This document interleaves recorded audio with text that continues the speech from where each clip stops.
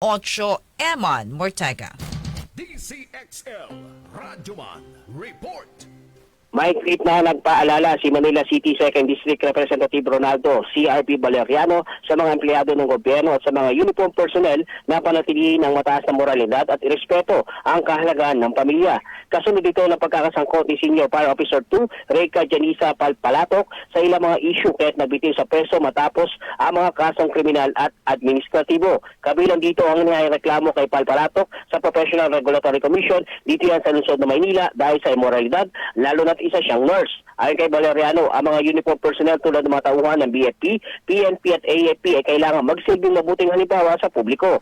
Anya, ang kanilang personal na kilos ay sumasalamin sa integridad ng institusyon na kanilang kinakatawan. Batay naman sa impormasyon mula sa BFP, posibleng makakaapekto sa trabaho ng nanay ni Palpalatok na si Jane at team partner na si Cleotilde de los Santos na pawang mga naka-assign sa Accounting at Finance Department ng BFP ang mga issue na kinakaharap nito. Kasama mo sa lungsod ng Maynila, Radyoman 8 Eman Mortega, Tatak Aramen, DCXL 558. Maraming salamat. Ito po gaya ng aming